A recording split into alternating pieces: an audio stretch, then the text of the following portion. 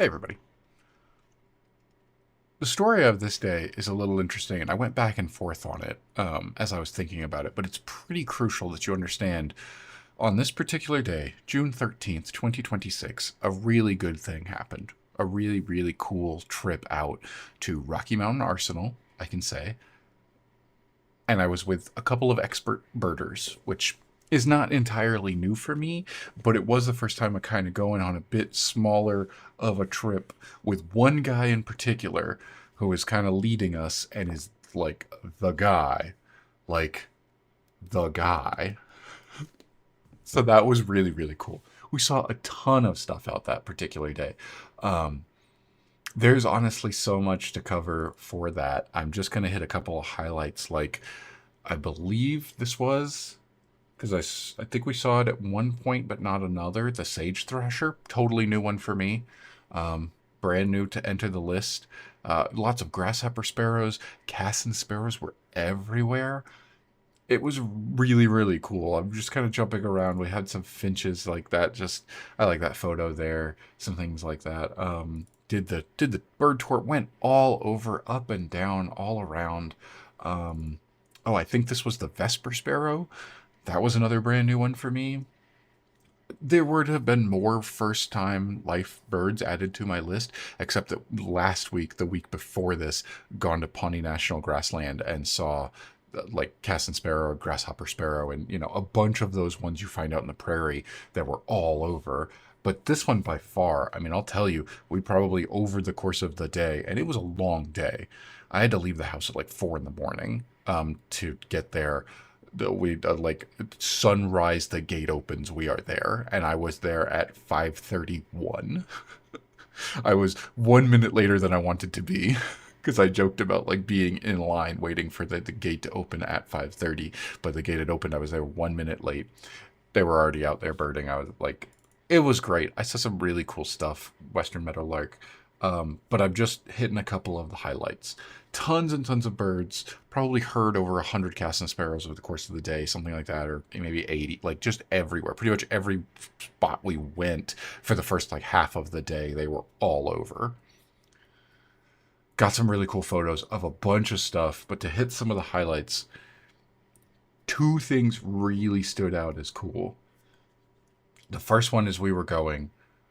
Here is a collection of photos. We've been out at this point. It's after it might be getting on towards noon. I don't remember exactly when, but there's an osprey, and we've gone to a part where there's water, and it's like it actually dives down behind like a building. I think that we were standing in front of at that point. We could see it before, so it comes back up, and it's got this fish, and like I took some photos of it with the fish and got a bunch of it like there in the air as it's going. It's a big fish too, and it took the fish and went and landed. I even zoomed in so you could really get as much detail as was there, and like it goes and lands on the top of this pole, and then it takes off again because I think there was some harassment from some of the other animals that were out there, red-winged blackbirds and such, and that was like, ugh, so cool. So cool to see it as close as we did, just watch it right in front of us.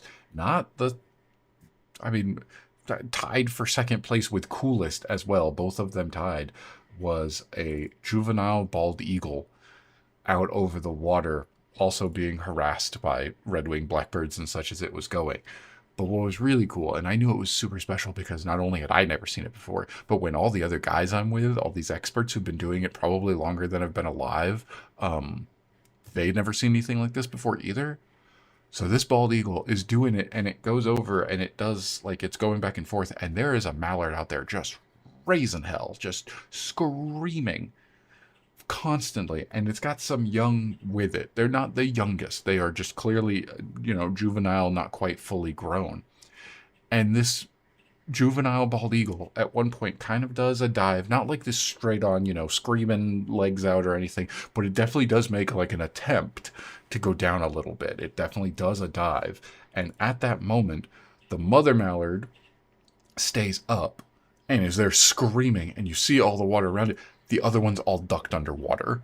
and the eagle just went right overhead because it couldn't grab one of the easy ones. It just goes over. I missed the exact moment when it was going over because again, it wasn't like its claws out and it was making a full attack dive, but it definitely was testing the water, and I think it could have pivoted had they stayed up to just like jump, go down a bit more and maybe grab one available. But we'd never that moment of it just like screaming, screaming, screaming, and then as it goes over, the other ones just completely go underwater and they stay there for a while. I'm guessing as long as they possibly could to just stay underwater.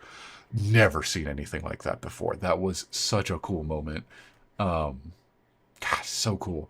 But yeah, new ones for the day. Definitely the Vesper Sparrow, the Sage Thrasher, at the same water when we were looking out and everything. It's very far, but you can see the Snowy Egret. That was not a new one, but the Western Cattle Egret was, and it's got the yellow face. Terrible photo. Counts though. New bird. Never seen that before. Super happy about that.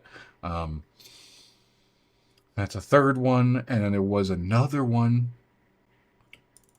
which I had not realized I never got a photo of before. So this won't really count. Technically, in my list right now, because it lists just the very first instance I have ever taken a photo or added any media of that bird, the pied-billed grebe was one that I did not have on my list before this point. I've seen them. I've seen them half a dozen times, a dozen times. I don't know. They were pretty regular throughout the winter as we were in like into the spring. So I definitely have photos of them before. It will not stay permanently on the list as this was the very first time I'd ever seen or photographed one. It's just that I realize every other time I've ever done that, I would have like kicked it out and been like, that photo is terrible. It doesn't even count. I know I've taken at least one photo of a pied-billed grebe before this point, so eventually I will be going back through my photos to upload every bird I've ever seen, regardless of the quality of the photo, and have a better, more complete list at some point in the future. So this won't technically stay on there for a while, but that does make a fourth new species for the day technically.